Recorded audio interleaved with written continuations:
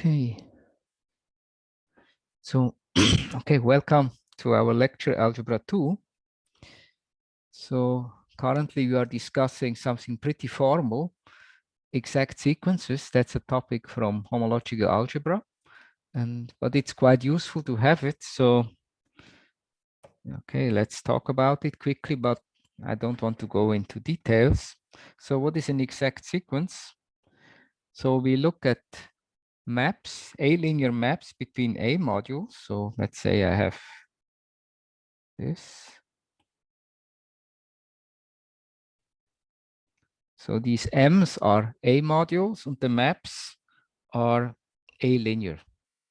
Okay, so these are A linear maps.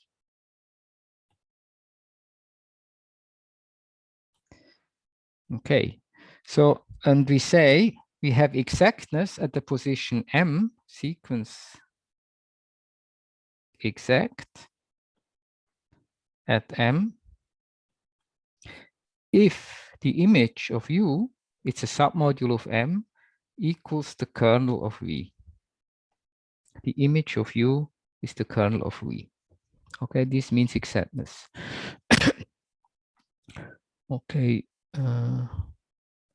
so maybe some comment, yeah, or maybe not. Right. Okay, and then what we did, we looked at what happens when we dualize this. And now I want to discuss a property that is similar. So let's say, given a sequence. Okay, now these are called n's, n prime, n, n2 prime. Okay. Or maybe I should have said, okay, right. So, okay, if I have 0, arrow, n prime, exactness here just means that this map is injective. Okay. And if I would put, okay, I would complement the diagram by this, exactness here would mean that this map is surjective. Okay. So, but here I don't want to have this. So I have this sequence which is left extended by 0. Then we get for all M, for all A modules M, the sequence. So I look at HOM. So I go from HOM M to N prime. Here I have HOM N to M. And I have a canonical map here. And how does this go? Well, maybe I need a little bit of space here. Color. So if I have, let's say here is my M. Okay, I have a map here. And then I can just compose, I compose the map with this, okay? Then I get this map. So this is exactly what happens here, okay? There is only one way to define it. And similarly, I can go continue here. I can have the canonical map. It goes from home N2 prime to M. Could it be that you confused the order? Should be home from M to N? Right, it's correct. I want to have it this way. M and okay. So it kind of okay goes forward. In the example we had 2 days ago, it back okay, like the direction was reversed. Okay, and then I add here a 0. And there is a statement saying that this sequence 2 prime index M is exact for all M if and only if the original sequence was exact. So this is in Atiyah-McDonald proposition 2.9. This is part 2. It says 2 is exact if and only if for all M 2 prime is exact.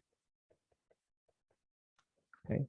So we had the analogous statement 2 days ago, and I went through the proof. So the proof was a typical diagram chasing proof, not too illuminating and in a way trivial. So I'm not going to do this again. The proof is analogous, okay? So the proof is proof by trivial verification.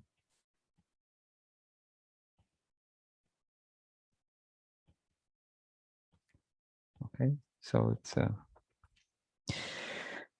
right. So okay, so this will be useful in connection when we study the exactness property of the tensor product. So having this proposition will save some time. So it's useful to have it. Also, I think one can remember it. Okay, so and then okay, I want to show one additional result in homological algebra, which is actually useful in many places, and it's a bit more complicated. So this is the following proposition. So, okay. So what I have now, okay, I always start with the commutative diagram.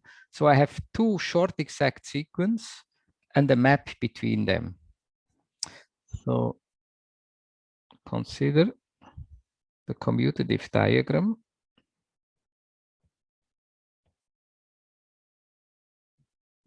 Okay, say of A linear maps.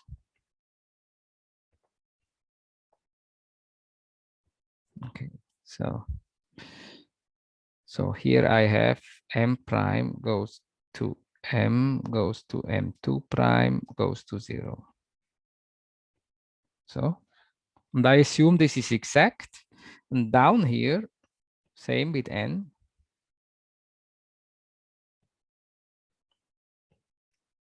Okay, I also want to assume that these are exact. So I want to have exact rows.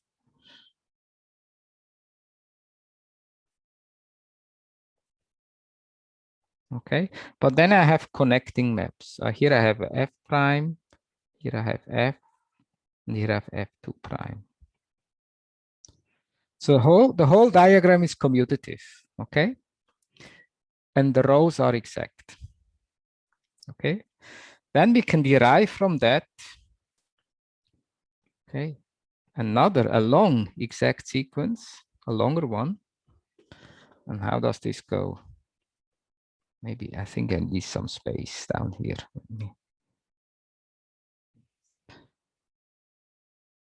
There is an exact sequence.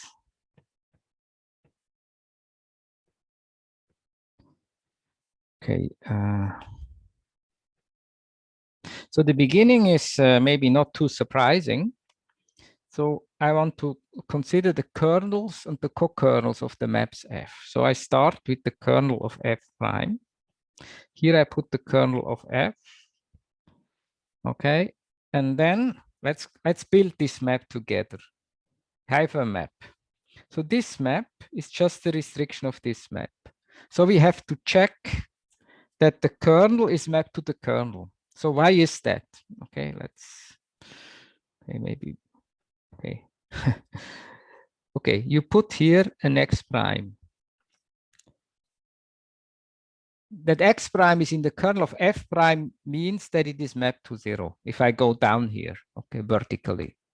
Okay, then if I go to the right, 0 is mapped to 0. Therefore, if I go here, okay, it goes somewhere. Let's say this goes to X. You know what I mean? Goes to X. The X must go to 0 because the diagram is commutative. So X is in the kernel of F. Okay, so this was a trivial diagram chasing proof.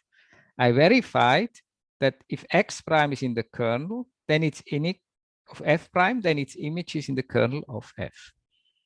Okay, so remove this.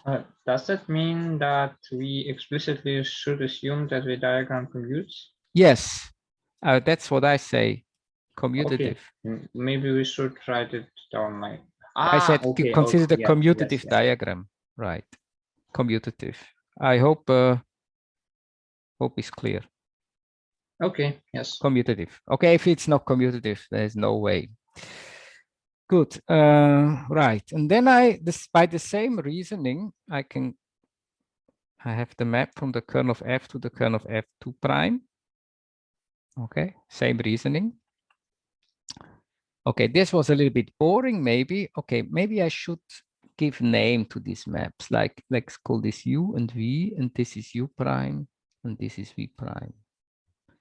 So these two maps are the restriction of U and V, but now something okay, something boring, okay? Here now I put the co-kernel of F prime, and here the co-kernel of F. And I claim I also get maps. So maybe I should remind you what was the co-kernel. So I can add this to the diagram, maybe in blue. Okay. The co-kernel is the quotient of the co-kernel of F prime is the n prime modulo the image of F prime. And I have the canonical map. So this is the co-kernel. Okay. Here the same game. Okay. And because the image of F prime is mapped to the image of F, I get a map here. Okay. And of course, I can go on. I can play the same thing here. Yes.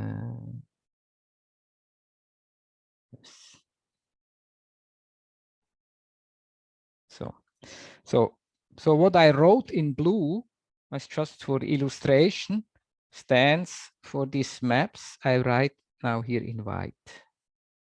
Okay, hopefully in white.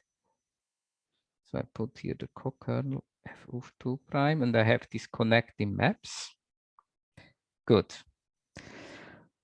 Right. And the point will be that this whole sequence is exact.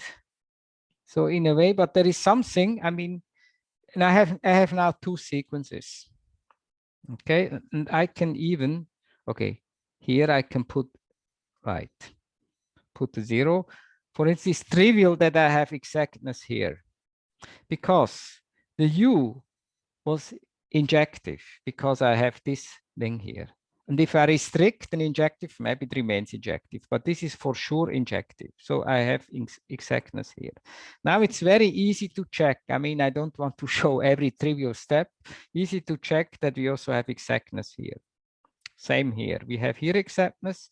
And what is also easy to see, because, where is it? Yeah, because this map, because I have this thing here, this is surjective. The B prime is surjective. Okay, so this implies that this is surjective. So I see I have exactness here. So the point is, but the interesting statement is this. There is some map D, the connecting homomorphism. It goes from the endpoint of the upper sequence to the beginning point of the lower sequence. There is such as D, and it makes the long sequence commutative. So then there is an exact sequence in which, okay, I should finish the sentence. In which, okay, this is called U bar, this is called B bar, this is called U prime bar, and this is called V prime bar, in which all these things, U bar, V bar, they are restrictions. U comma B, and okay, U prime bar, V prime bar are induced by U prime, B prime. So I explained this in the diagram before. The map D is called the boundary morphism or connecting morphism. That's a bit mysterious. Okay, the map D is called, okay, boundary morphism. Okay, or connecting.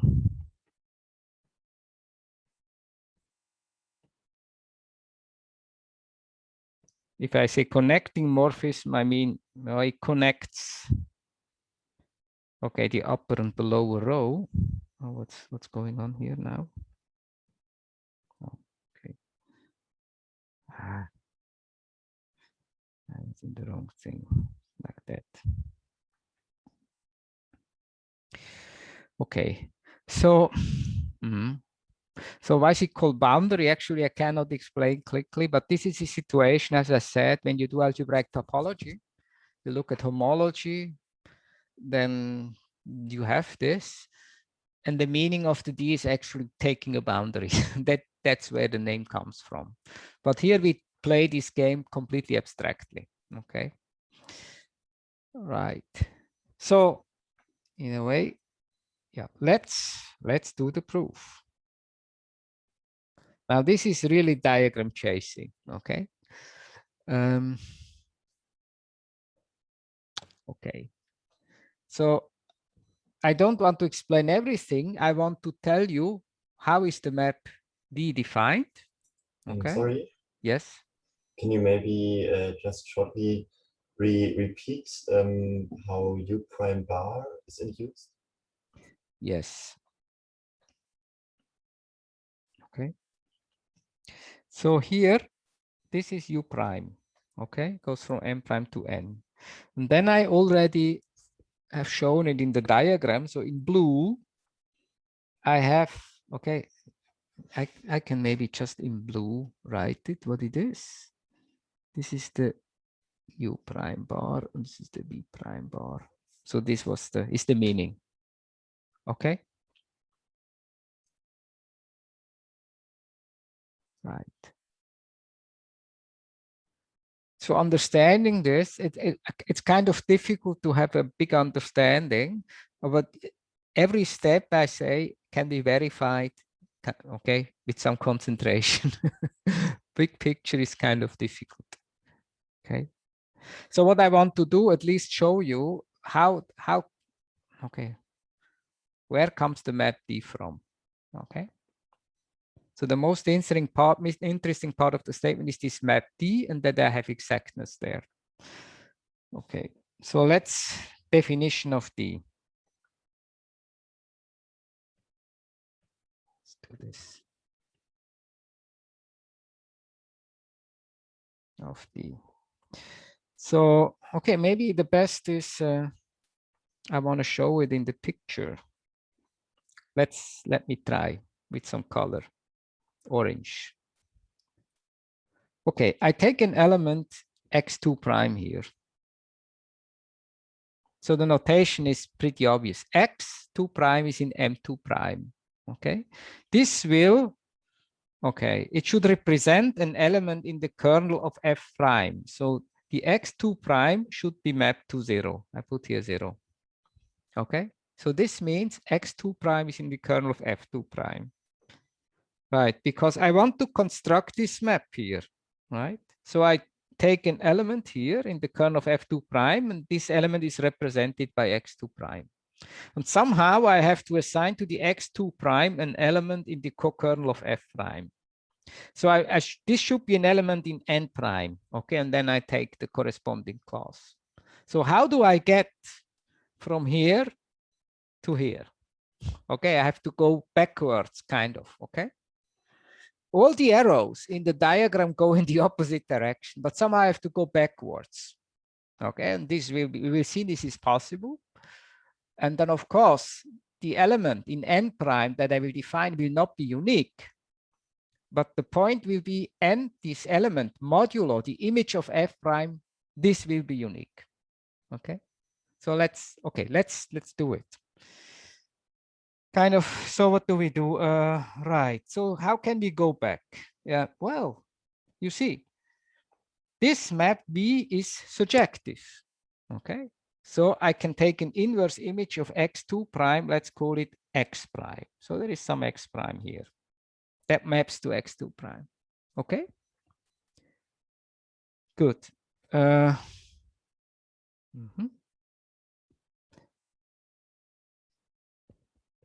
what do I do next? You see, what is the, probably I have to map down. Okay.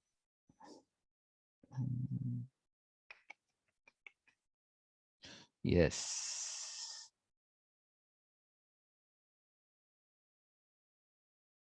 Actually, this should not be x prime. This should be x. This is not a good notation.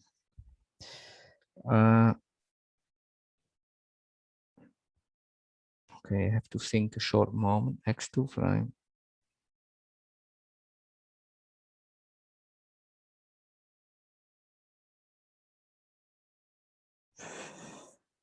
Okay, I will go down. Then I have here f of x. Okay, now I see how to continue. But the f of x is mapped to 0. So the f of x is in the kernel of this map. So because I have exactness here, this f of x must be the image of u prime. So it comes from somewhere. It comes from an element which I will call y prime or b prime. Okay. This is no, I call it y prime. Okay, so I have some element y prime here, which is mapped. I think I already have it. Okay. So let me maybe write down for those who, okay, don't watch the video, just read a little bit what I said in the picture. So, okay, now I write what I said. So let x2 prime be in the kernel of f2 prime. We have x2 prime is b of x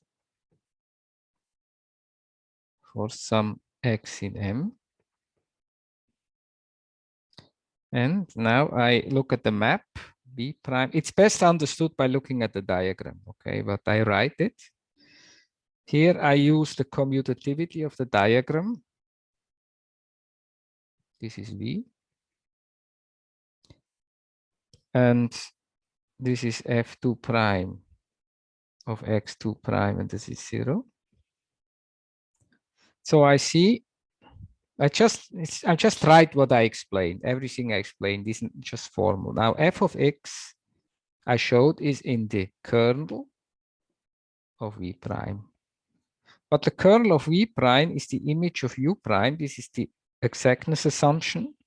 So I see there must be some y prime in n prime. Maybe I put this down.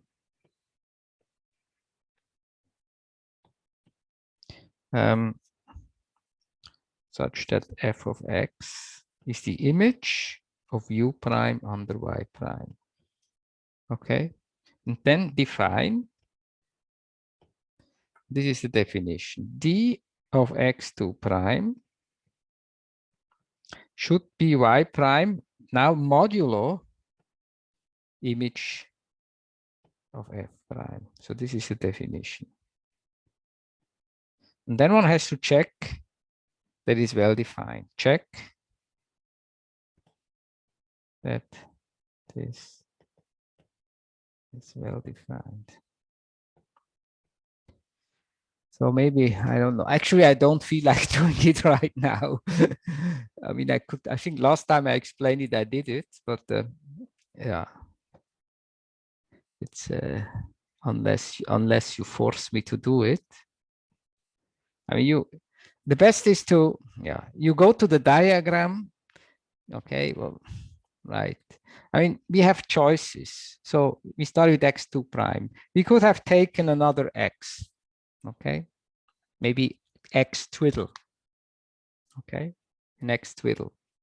And then you compare, what did we do? Then we put here an fx twiddle. If I go down, I take an inverse image, a y prime twiddle. And then I have to show y prime twiddle and y prime. Their difference is the image of something. Okay, so the image of something somehow should come here. So for some element here. So how would I get an element here? Well, if I have, Okay, I don't write it, but the x twiddle minus x, maybe I can write it in red. It's incomplete, but okay, here. I also have an x twiddle. But the x twiddle minus x, they will go, this will go to 0. Okay, because they define the same element over there. So x twiddle minus x is the kernel of V. So this comes from something. Here is something. Okay, I don't know how to call this something, another name. And if I go down, maybe it should have, this is something. What is a good name? Now I'm lacking name. Z prime. Okay. And then, right. Then you go down, you will have a Z here. And I claim, and here you will have an f of Z. And this f of Z will give you the difference. You see, I would also have, if I play the whole game backwards, I would also have a y prime twiddle. And then I would show that y prime twiddle minus y prime, hopefully, if everything is okay, would be f of z. And this is in the image of f prime. Okay, so I mean, this is right. It's like, you know, this is like going to a labyrinth, but in a way it's easy because I think there's only one way to go, basically. I mean, all other ways do not make sense. Okay, so, right. So then this shows, you check yourself. And if there are problems, you can tell me. So we have to show well-defined, and then we also have to show the exactness, but that's also straightforward, maybe. Straightforward, okay. Exactness,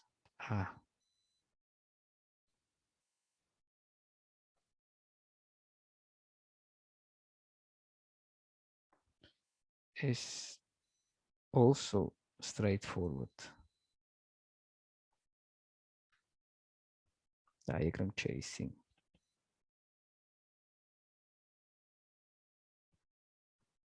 So this, I don't think I want to say more about it. It's, you know, this kind of, you may, if you see this for the first time, you may think it's a bit strange, this kind of mathematics. And, but maybe I can say something about it.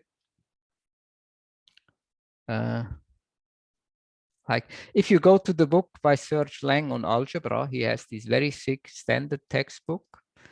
And at least in an old version, he wrote, he has a section on commutative on homological algebra, and then he says exercises, take any textbook on homological algebras and prove all the theorems without looking at the book. But this is, of course, I think it's a bit misleading. Since I don't know, maybe I should say unfortunately, I don't like it too much either. But actually, this homological algebra has become a very important tool in modern mathematics. Very, very important.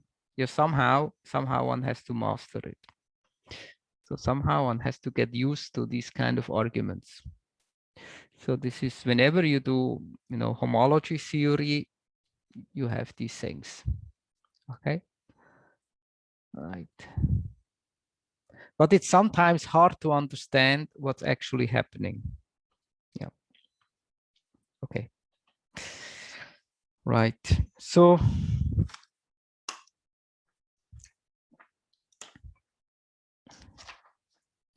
I have one. Okay, there is one in Natia MacDonald. I also want to discuss it. There is one more general observation, which is also very useful, often very useful.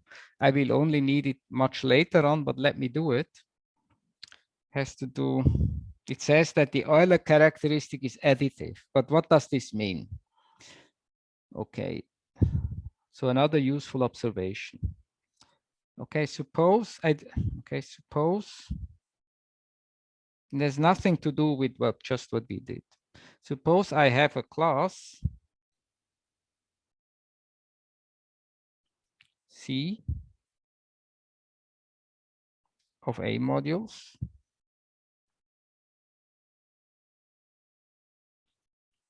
and the function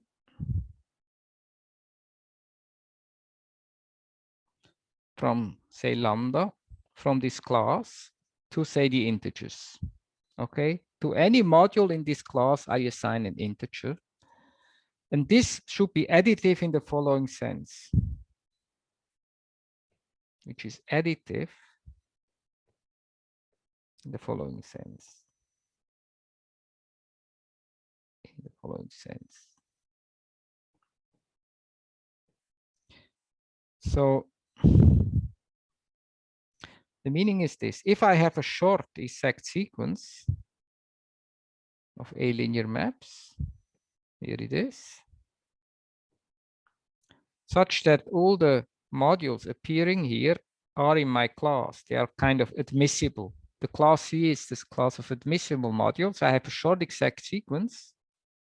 Then, so I will be able to apply this function lambda. Then lambda of M equals lambda of M prime plus lambda of M2 prime. So let me give an example. So this is the most important example. And then you hopefully will understand what this is all about. So I assume my ring is a field. And my class is just a class of finite dimensional k-spaces.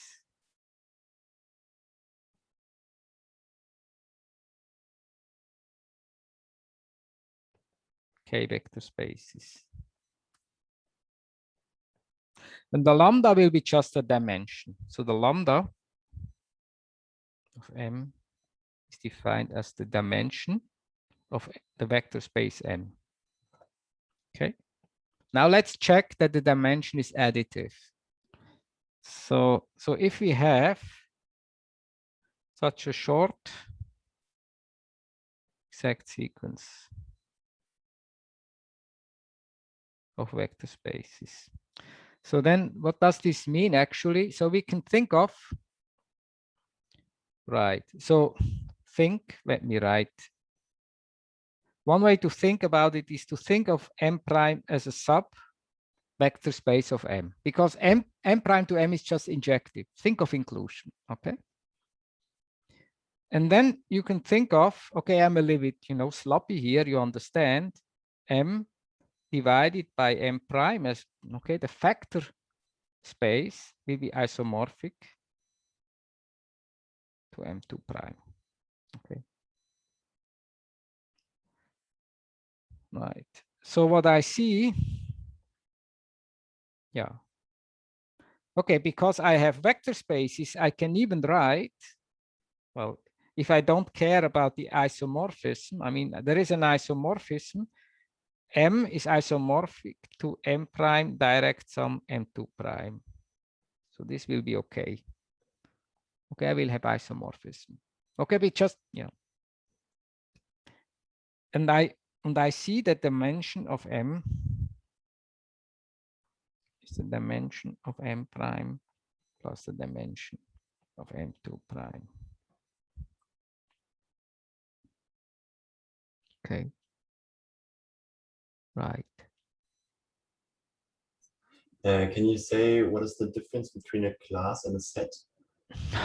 That's difficult. Right. No, I don't think I can really. You can also say set. There are these subtleties in set theory. The set of all sets. This is. Do we need to know these things about what are classes? We No, don't, right? No. I just wanted to think set. Okay, and be reasonable. You don't construct a set of all sets, and then there is no problem. Okay, a class. Okay. But can we have a set, the set of all finite dimensional k-vector spaces? Yeah, the set of all finite dimensions. That's a good question. Yeah, Probably yes, we can. We can. Sorry. Yes. Yes, because it will be not bigger in cardinality than R, I believe. And so it's fine. Yeah. Yeah. Of course, what we have in mind, we think of representatives of these objects, and then there is no problem when we actually apply it. But, yeah. Okay, maybe let's not waste time with this set theoretical difficulties. Okay, and so why is this? Yeah. I have a question about previous theorem. Yes. Because I have to The be proposition sure. 210. Yeah, a proposition. What is the meaning of arrows? If we have these pointed arrows, the meaning is? Pointed at, what do you mean by pointed arrows? I mean between the blue when I make objects. the dots, the dotted dash. Yeah, the dotted arrows. Okay, I sometimes do this to show how it arises. So it kind of means that so it doesn't have it was not there from the beginning, but it actually, I want to say the existence of this dashed arrow follows from what we have. Okay, it's not something that was. So for instance, it's not surjective, injective. It's just I just want to express this is induced by that. I mean, it must be there, because you cannot put arrows everywhere and say it's commutative. I mean, it's a property. Yeah. In a way, it also means you have to check that this exists. Okay. That's my best convention. So it means that we want that there above to be commutative. Yes, right. Okay. It has to be commutative. I mean, not the original diagram, but also the also with diagram. The blue extension. Okay. Oh, that's important. Okay. Yeah, I didn't say it, but right. So the blue. Okay, maybe I can write in blue. Commutative as well.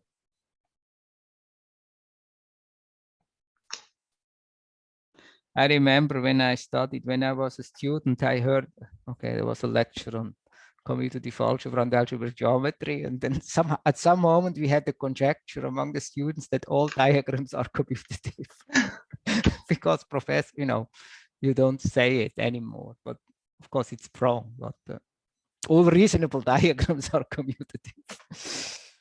Okay, so how about this? So this is a useful proposition. So you can think of vector spaces in dimension, and then I think you don't lose much. Well, this is proposition 12. So let's assume I have a long exact sequence. Starts with 0, M0, M1, blah, blah, blah, goes up to Mn, and then it ends with 0. Okay, let this be an exact sequence of A modules. So maybe this should have names. So this is F1, this is at the last is F1, Fn, in which, okay, such that all the Mi should be in our class. They are admissibles, okay, and all the kernels. I also need that the kernels are here. Okay, so then we have for any additive lambda, for any. So think of dimension, okay? Okay, the point is, if you take the alternating sum of the lambda of the Mi, you get 0.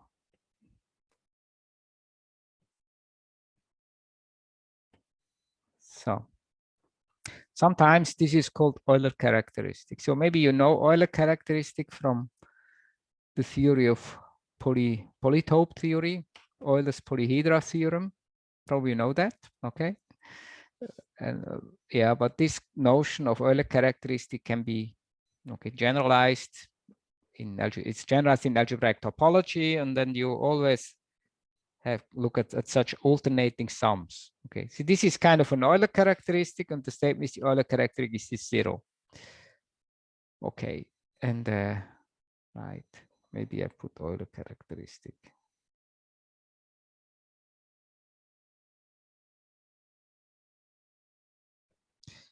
Okay, so let me prove this. This is a purely abstract thing. So now, okay, 2 days ago, I explained how to assign to such a long exact sequence short exact sequences. Now we do this.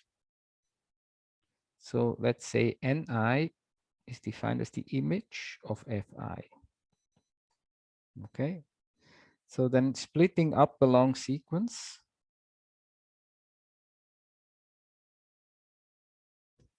The long sequence. Okay, the long exact sequence, we get short exact sequences, get short.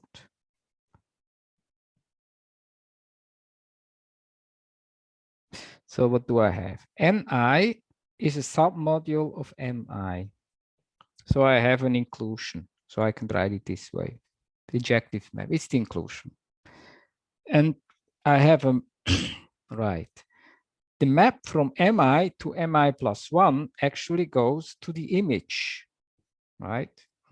If you go to the image, it's surjective. So I have this. Okay.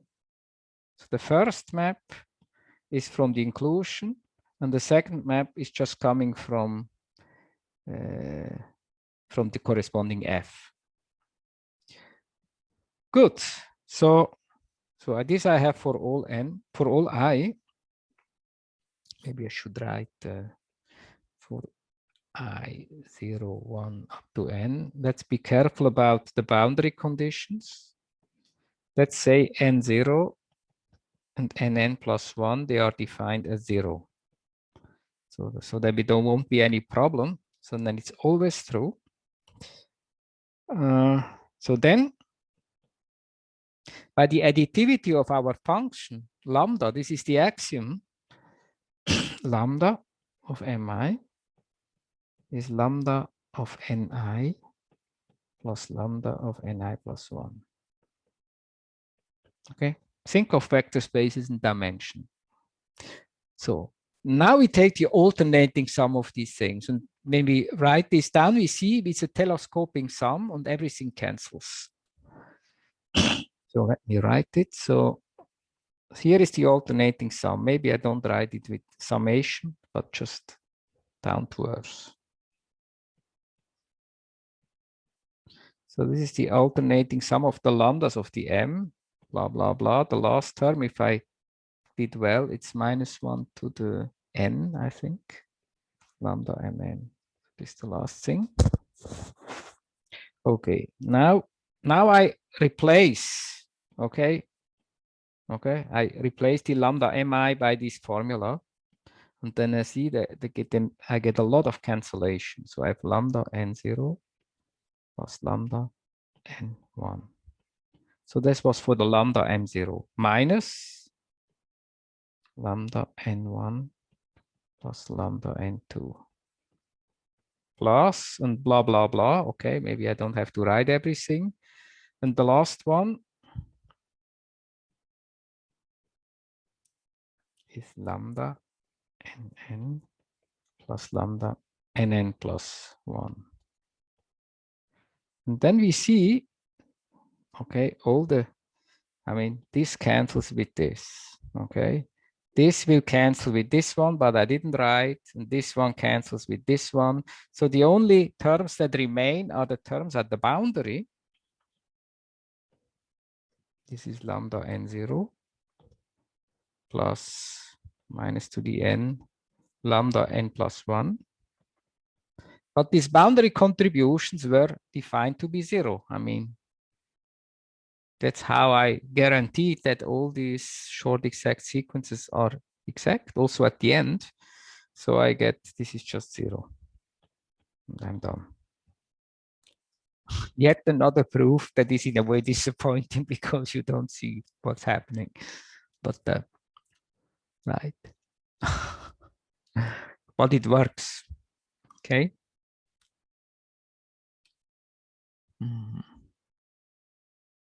Any questions on that? I think it's probably not so hard to show that lambda of 0 is 0 out of the additivity. Yes, Okay. yes, yes, yes. All right. Okay. Oh, thank you. You're right. I didn't even say. Okay. This is actually a remark. Always lambda of 0 is 0. Because 0 plus 0 is 0. Okay, and then you map. Thank you. Thanks. Okay, let me actually add this to my notes. It's not in my notes, so then my notes get better.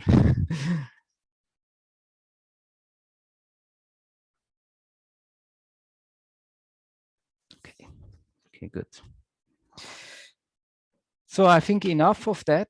If there are no more comments. Actually, I'm kind of glad that I don't have to teach homological algebra because I think I never got into that really. Let's move to another topic, the tensor product. Now, this is very, very important. This is very important. 227, this is the tensor product of modules.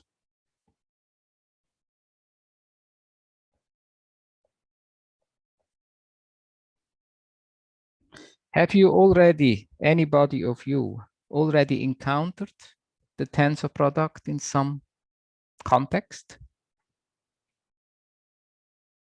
Tensor product of matrices maybe, or no? Okay. In which semester are you? Maybe I certainly don't. Sorry? In which? At least I, for my part, certainly don't remember anything Okay. Good. So about the tensor product. good. So what I want to say, I mean, the tensor product, you can treat it in different levels of generality. For instance, when I learned it first as a student, I think in linear algebra, I learned the tensor product of vector spaces and of maps. So, or sometimes it's also called Kronecker product of maps or of matrices. This is relatively concrete. Okay, it takes a little bit of time to get used to, but the tensor product actually is a much more general notion.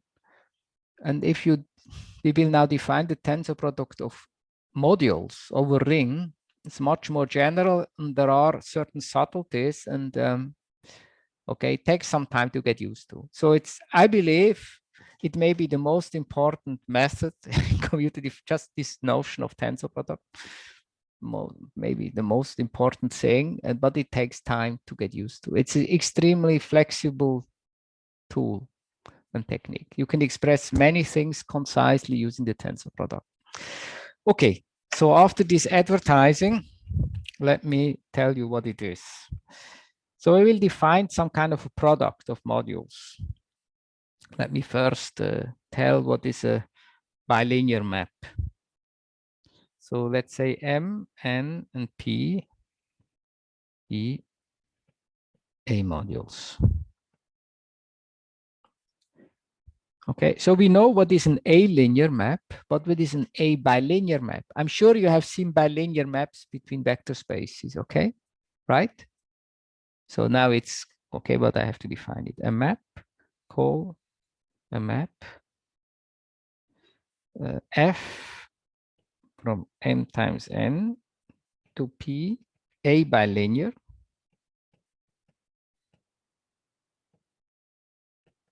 If the following holds. So we have A bilinear.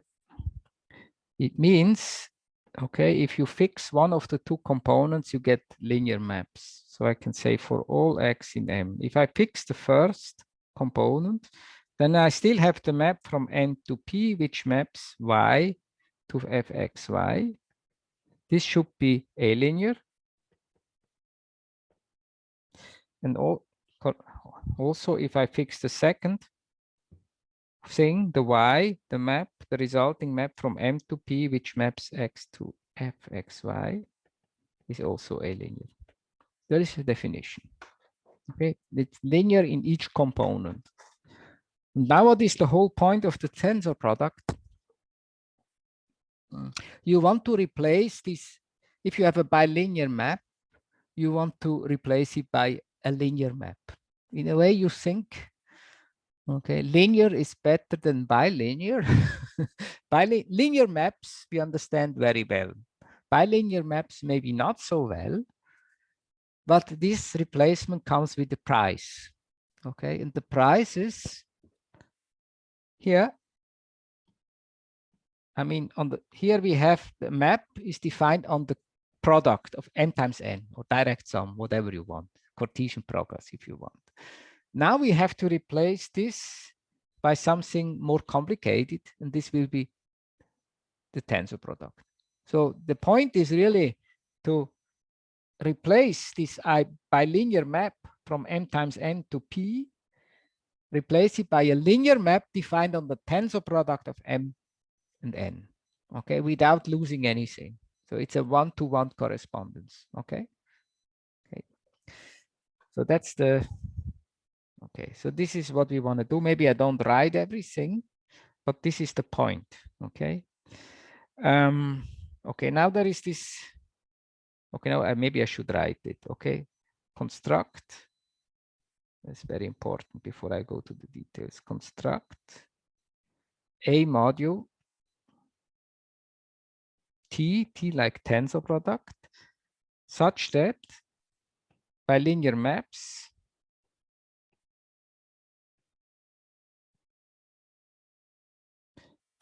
okay, from M into P bijectively correspond to A linear maps from the tensor product T to P. Okay, and this such for all A modules P, for all P, just for all P. Okay, this is the plan. Okay. Okay, so pretty abstract. So there is another, I don't know. You have seen in algebra, you have seen universal properties. I'm sure you have seen in algebra 1. Okay. So this is very important. So the idea that the construction of an object is not so important as the properties. Okay. Usually you would think of how is the object constructed? What is it? Okay. But often in algebra, it's not so important what it is. The properties are important. Okay, it's not important what is the definition of a chair or a table. It's rather what can you do with the chair and the table. Okay. And here, this is maybe the tensor product is an extreme example of that. How it is constructed, I will do the constructing in the proof, but you do it once in your life and you forget it maybe. It's only the properties that count. Okay, so here it comes. So let M and N be A modules. Okay, no finiteness assumption, nothing. So the statement has two parts. The first thing is about existence. There exists. There exists an A module T together with a bilinear map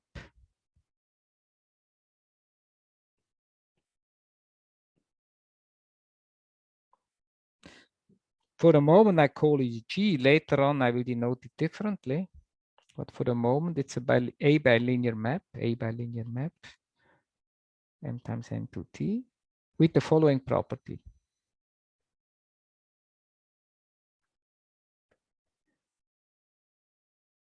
So this is a universal property. Following. So given any A module P and any A linear map a bilinear map, sorry, any a bilinear map f from m times n to p. Okay. Okay, I will draw the diagram in a second, then it will be clearer. Okay, the point is there exists a unique, that's also important, there exists a unique A-linear map f prime from T to P such that, now here comes the diagram, the commutative diagram that explains everything. So m times n to T, this is G. Okay, this is the tensor product. Down here, I have picked any P, any bilinear map F. And the point is now I use my dotted arrows. There is a unique F prime such that the diagram commutes. So the commuting, I can write F is first G, then F prime. Okay. So that's what it is. Okay. So you see the thing. You have this here. Here is this space. Here is the bilinear map. This should be universal in the sense whenever you have a module in the bilinear map, you can factor uniquely. Okay. So this is existence, and the part 2 of the statement is about the uniqueness. This is actually a very easy. Part 2 says that in a certain way, this construction, so the T with the map G is unique. But it cannot be unique in an absolute sense. I mean, clearly, I mean, you can replace by isomorphic copies whenever you want. So I have to talk about uniqueness in connection with the maps. Okay, and this, okay, sounds as follows. This is very general. This happens in algebra all the time. So if, let's assume I have two tensor products. If G from M times N to T and G prime from M times N to T prime have this property or have property of 1. So these are tensor products. They have the property of 1. Then there is a unique isomorphism. A unique isomorphism. Maybe, okay, maybe I put the diagram first. Here is the G, and here is the G prime. Now there is a unique isomorphism. Again, I dot it. Let's call it J. J from T to T prime, such that our diagram commutes. Well, this means first G, then J is G prime. Unique, okay. Okay, and then one calls, okay. One calls T. Usually we say the tensor product because it's essentially unique of M and N, and writes, okay, so the T is usually written M with this symbol. It's like a times with the circle, M times N. And then maybe we put here an index A sometimes to make clear we talk about tensor product of A modules. And instead of G, we also use this symbol, the times with the circle. Okay, maybe, right. Usually we don't put the A here. You can put it, but usually we don't put it. It's clear from the context. Tensor product. Okay. Okay, we need to have examples, of course, but we will have examples. Okay, tensor product is uniquely determined.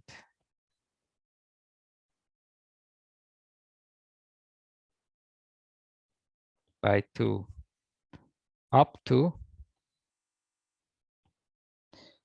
canonical isomorphy. So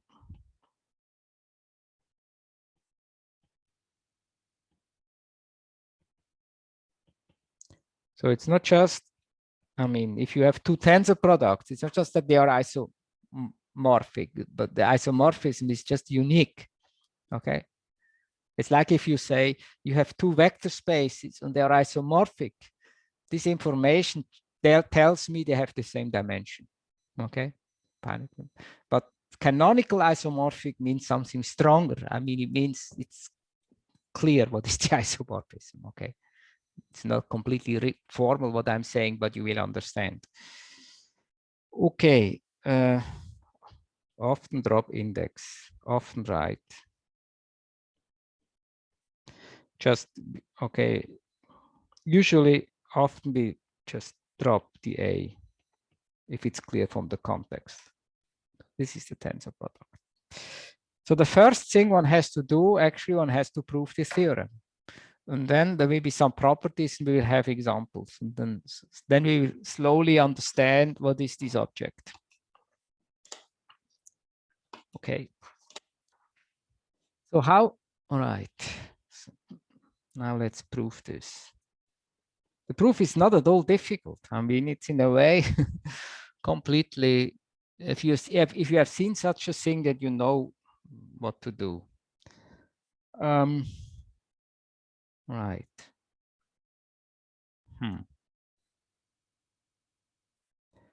So, maybe before giving the proof, maybe I should recall something. Okay. In a way, okay, the idea of the proof is this. I consider a free module. I consider the free module which has as basis elements m times n. Okay, this will be the proof idea. M times n as a set. Of course, it's an infinite set. I mean, in general, it's a huge set. I consider the free module having m times n as a basis. So in a way, I will consider formal A-linear combinations of pairs m, n. This is huge. And then I will consider a certain factor model of this. The factor model will be just constructed so I get the bilinearity that I want. So that's the plan. So how about describing free modules? I mean, finitely generated free modules. So for instance, I have this, you know, a to the n. This is a free module, okay? But my theorem is not restricted to finiteness assumptions. I want to do it in generality. So what we had instead, if you remember, I had this notion. If I is an index set, okay, I had this. Okay, I take a direct sum of copies of A, and I mean A many, right? So think for instance, this I as an index set would be the natural numbers, for instance. Okay, then we can do two constructions. We can do the direct product of all these A's, but inside the direct product, there is this direct sum. Okay, and remember, these are the elements in this here are like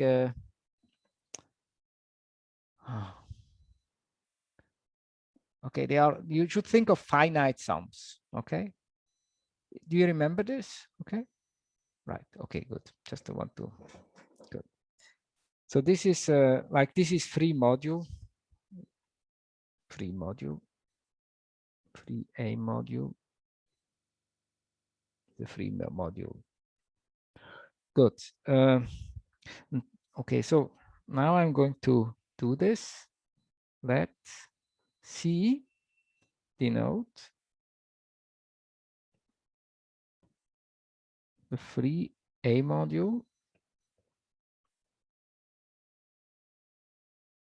A m times n. And I put here the parentheses. Okay. Okay, the elements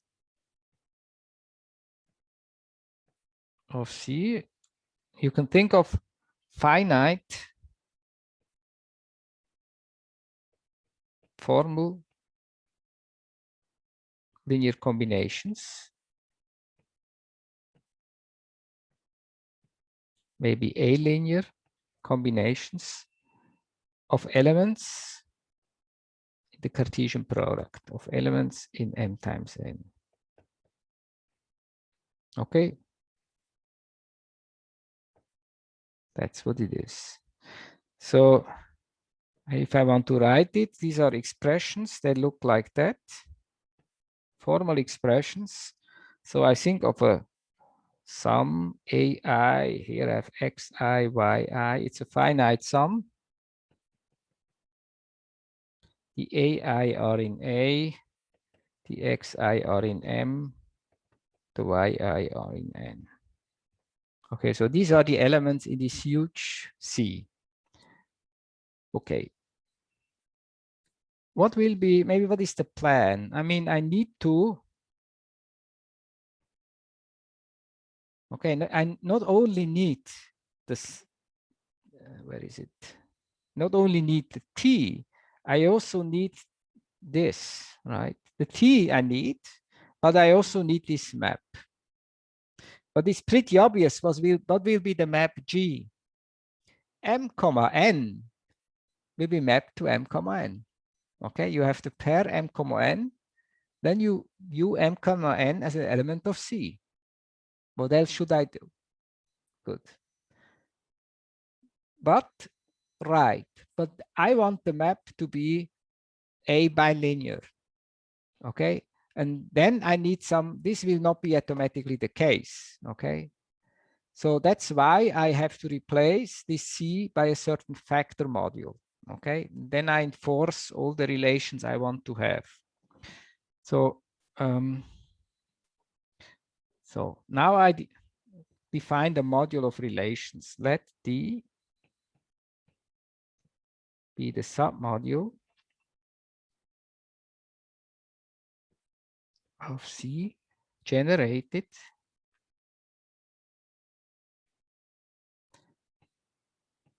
by all elements of C of the form. Okay, now, so for instance, I want to have x plus x prime comma y minus x comma y minus x prime comma y. So this is a legal element of C. And I want this to be 0. Okay, so I want to factor this out. Or this x, y plus y prime minus xy minus xy prime. Okay, so if they become 0, okay, after factoring out, so this guarantees that the maps, okay, sending x comma y to the x comma y, the factor module will be biadditive. So I need a little bit more relations to ensure bilinearity. So this will be this ax comma y. Okay, you see here this times is the module multiplication in M minus ax comma y. This should also be a relation and symmetric. X comma ay, here I have the multiplication in N minus ax comma y. So these are all the relations. Okay. So this generates a submodule. Now I take the factor module, define T as C mod D. And write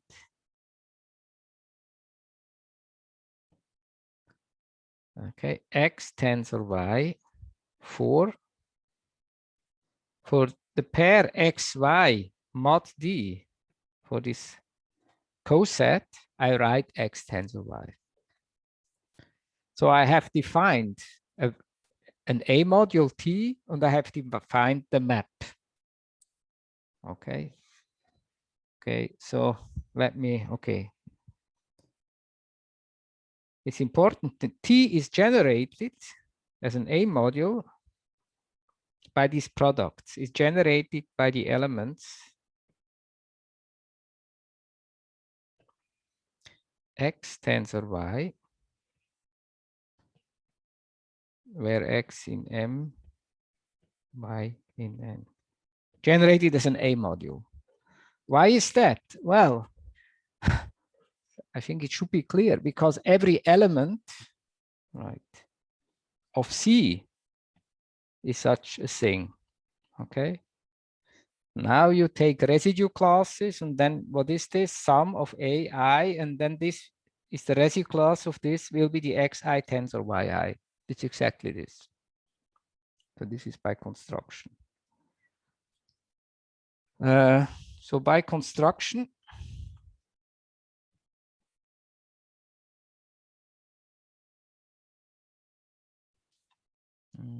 we have for all, okay, let me write, say x prime in M, y prime in N, and then I have A in A. Okay, then I have x plus x prime tensor y is equal to x tensor y plus x time tensor y. So this is right. Just, this comes from this. Because after taking, if you go modulo, then this will be 0. Then we have it. And of course, I also have to write this.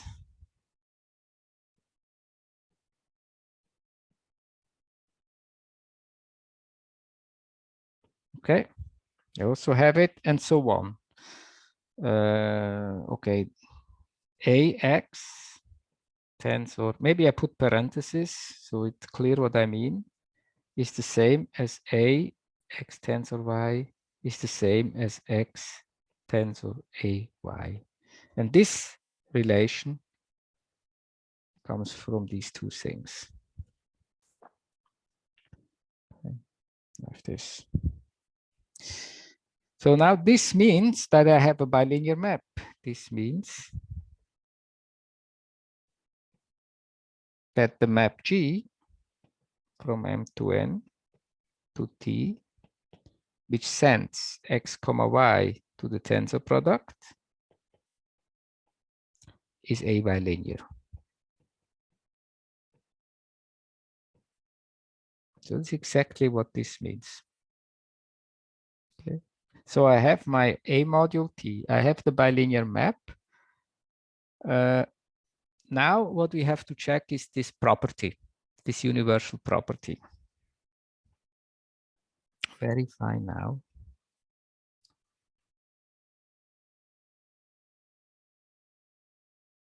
I have a short question. Yes.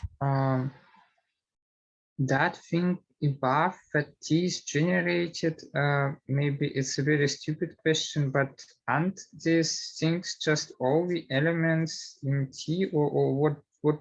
I mean, do you mean by X cross Y the equivalence class, right? Right. So I mean, any right. equivalence class in T is then in of this Maybe form. let me. You mean this? Okay. Yes, I mean the equivalence clause, or I say coset. This is x tensor y. But then it would mean that T is exactly the set of all these elements. So of course it is generated. Right. Then I don't understand why. No, this is not, because you have to form linear combinations, A-linear combinations. Not every element, that's very important. Not every element is of this form. You have to form linear combinations. Actually, you have to form sums. I mean, the linear combinations, okay, you have x tensor y. You multiply it by A. Okay. Then it's say AX tensor y. So it's also of this form. But if you add two of these guys, how do you know? Right? So for instance, this one. Okay, this is bad because if you have x tensor y, plus x prime tensor y prime. So and Okay, in general, you cannot write it as, say, x twiddle times y twiddle. This is in general not possible. So you have to allow summation. Okay. So, and now we claim that all these things, that it is also closed under these operations. That is what it means. Which operation? Under the operation of addition, under operation of scalar multiplication. Well, we don't have to prove this because it's a factor module. Yeah, but now I understand why we are stating this. Okay. Okay. That's, yeah, remove it. Good. So that's actually a very important point that we have to add. So I very found now property. That's what I wanted to. So not very readable. Okay, let me try to. My writing is so poor. Verify property.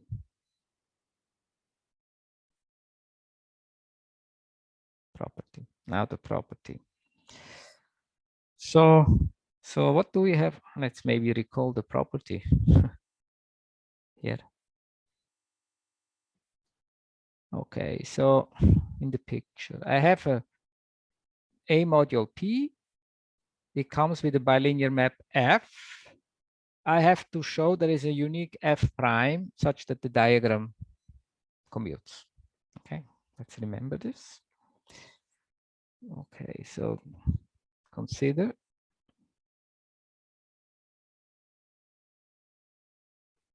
F from M times N to P,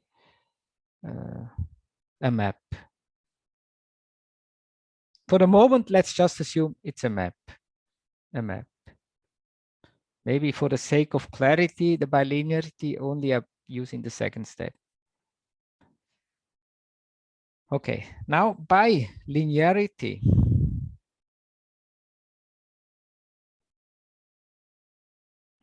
so this extends, F extends to an A-linear map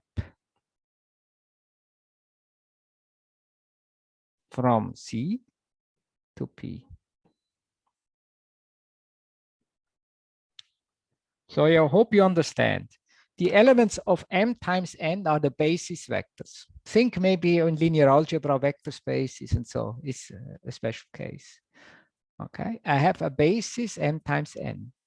I assign to the basis vector anything. So F can be any map, okay? Doesn't need to be linear at all. It's just a map for a moment. And then I can extend F to an A-linear map from C to P. Okay, is it clear? What? Okay. Hopefully. Okay. But now we assume that F is bilinear. Assume now F is a bilinear. Just wanted to make sure, for the sake of clarity, the definition of F twiddle doesn't rely that A is bilinear. I could define this map anyway. But then is the point, then F twiddle vanishes on the generators of D. So maybe I don't want to write. Let's where is a generator? For instance, let's take this is an element of D, a generator. Now I claim if I apply F, I get 0. Yeah, it's true because F of x plus x prime comma y equals F of xy plus F of x prime comma y. So this expresses this F is p-additive in the first component. Same for the second and same for the other things. So this exactly means F is bilinear, means F twiddle vanishes on the generators of D. So I can say F twiddle restricted to D is the 0 map. And so F factors, F twiddle factors the following way. Here I have C, I have T, this is F twiddle. And here I have my canonical map going to T, okay, quotient map. Right, and because F twiddle factors on the kernel, I have this map, unique map here, making the diagram commutative. I use this symbol sometime to say it's commutative, okay?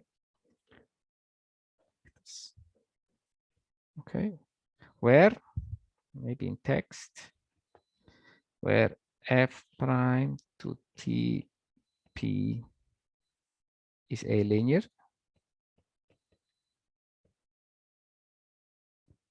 and it satisfies.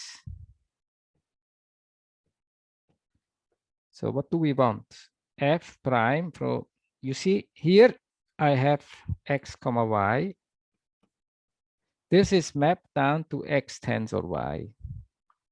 And F prime of X tensor Y, because the diagram is commutative, this is F twiddle of X comma Y, which is of course the same as F of X comma Y. For all X in M, Y in N. Okay. So also, this F prime is uniquely determined by this condition. There's only one map with this property, by the universal property of the quotient module. F prime uniquely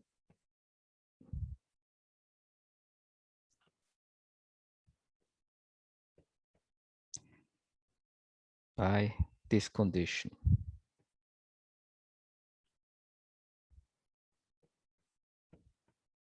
Okay. Since, okay, maybe this is a bit again unreadable condition. Maybe I should say something because, right, because T is generated by the elements X tensor Y. So what I wanted to say is the F prime is defined on all these X tensor Y, uniquely defined. But how can I be sure that F prime is uniquely defined on T? Well, it's A linear. And these elements here, they generate T as an A module. Okay, that's why it's unique. Okay, so this proves one.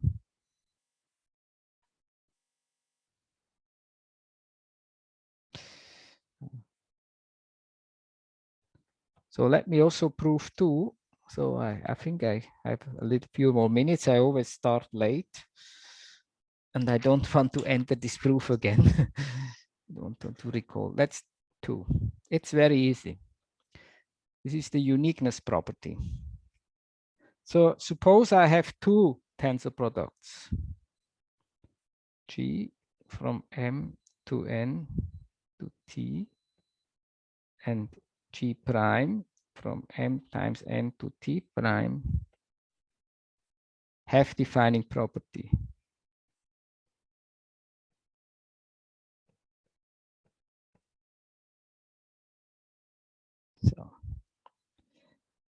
So now, okay, now I use the property first for G. So let me write. There is a unique, it will be clear from the diagram. There is a unique. Okay, where is the diagram? I draw it here. M times N to T. So this is now the boss. Okay, this is the tensor product. Then for a moment, I forget that this is G.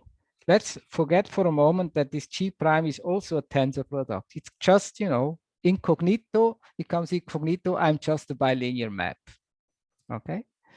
But then the uniqueness tells me there is a unique A linear map J making this commutative. There is a unique J, A linear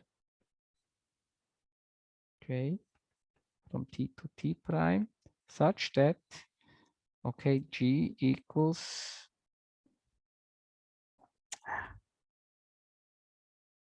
okay, how G.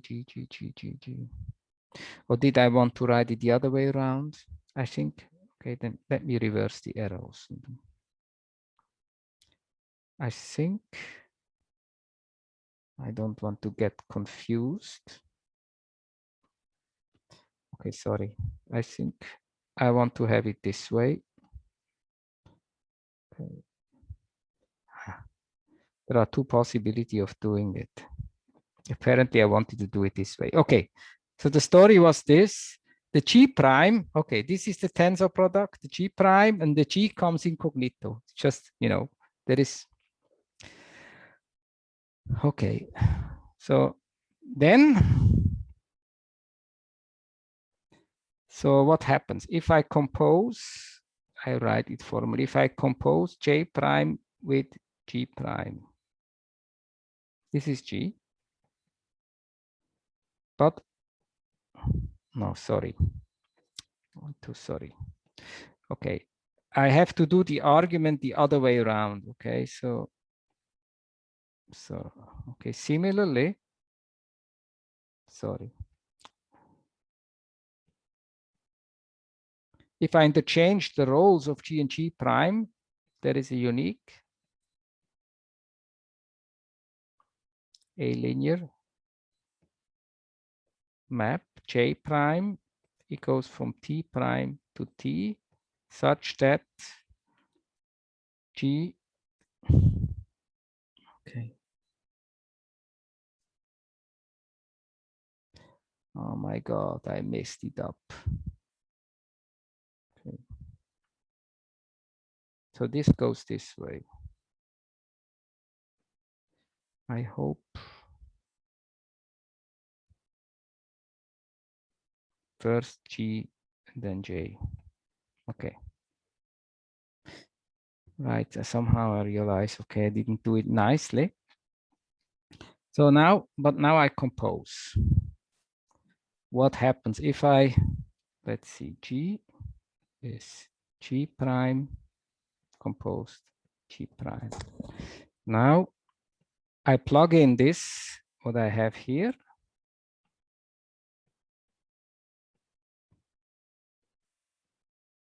Okay.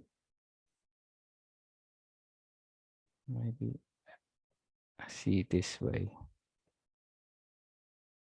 Okay. But you see, I can also, instead of this first G and then G prime, I can also put the identity. I can also have this. Okay, I want to argue now that this, if I put here identity, it's also true. Now by the uniqueness property, by uniqueness,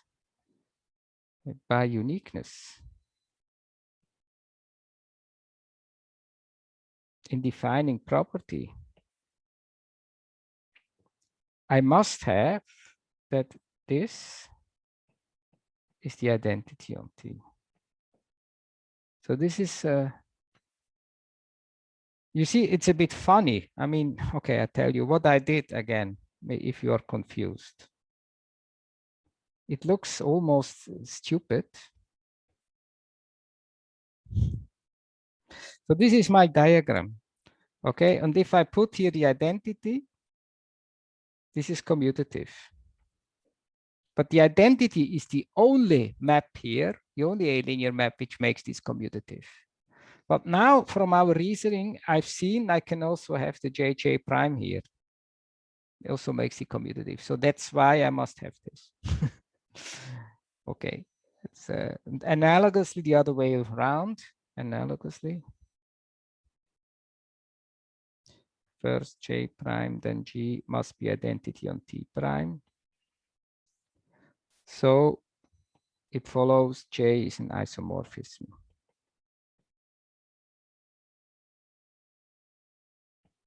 And hopefully I have property too. Let's maybe go and see the statement, whether it was that what we wanted.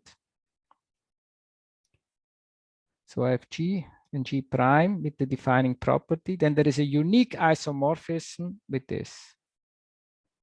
Right.